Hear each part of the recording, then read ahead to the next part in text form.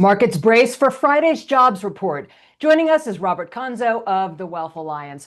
Okay, Robert, tomorrow we get the critical non-farm payrolls report, with September typically being a weak month for stocks. How much is riding on this report for markets? This report is important. I think what's more important, though, is not so much the number, but the how these numbers are being put together. The BLS is in question. Trump is riding hard, fired chairperson. And now we're getting questions on what's going on. Last year, if you remember, Lisa, we had 800,000 job revision down. That was staggering. Recently, May and June, 258,000 revised downward. That was huge. That set Trump on a tear. We looked at from January to June, the total revision so far, 460 downward. That's tracking what it did last year.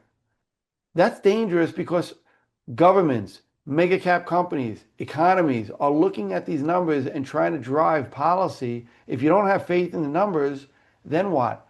So the $75,000 job number that's supposed to come out, how stable is it? How real is it?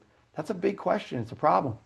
Well, that leads me to what was going to be my next question for you, which is, since this is the first jobs report with after Trump having fired the chief of the Bureau of Labor Statistics, how closely will you scrutinize this? And do you think it needs closer scrutiny, this report? Yeah, well, if the mechanism by which the report is being generated, it's very old school. You're talking about phone calls, surveys, handwritten mailings. I mean, these things are antiquated. So if the methodology is an issue, well, then you start questioning the number itself.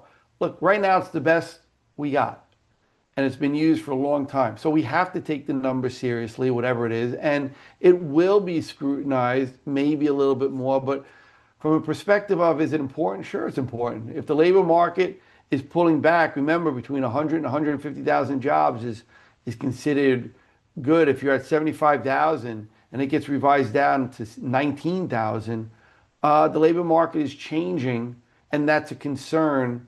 But by the way, that change probably is more that companies are just holding off rather than hiring. They're waiting to see. And that's a direct derivative of the uncertainty related to tariffs and how people could create budgets and manage their balance sheets going forward.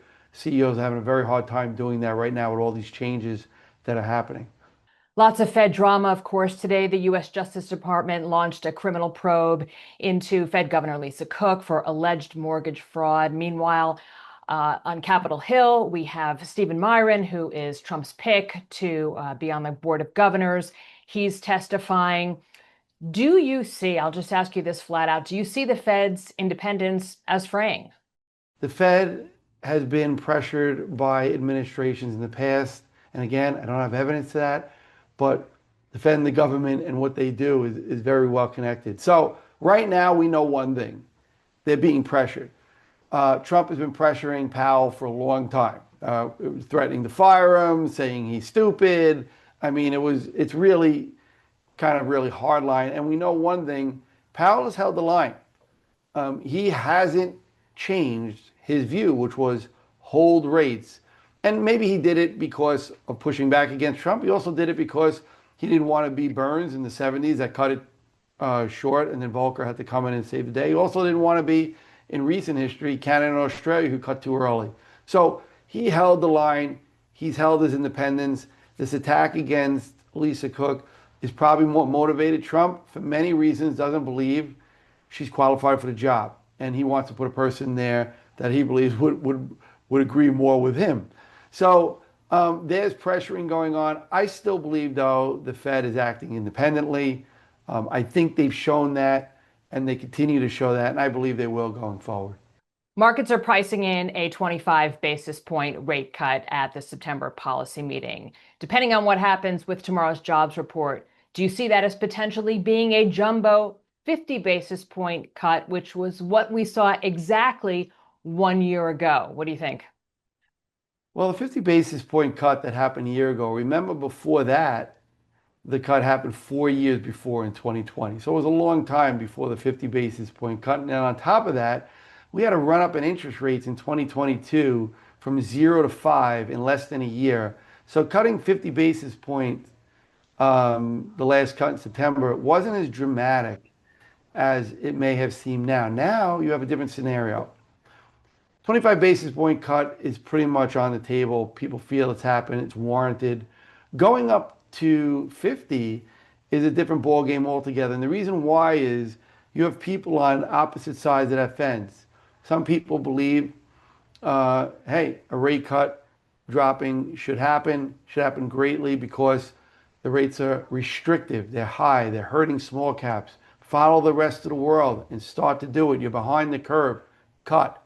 And other people feel that's not really necessary. You don't have to spur the economy.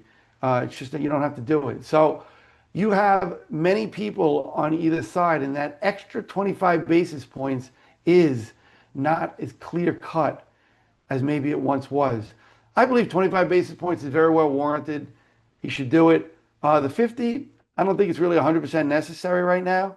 I think we have to see how this labor report and what continues to go. And if corporate profits still continue, well, then maybe that 25 basis points really isn't necessary. I think a little bit more data is necessary for a 50.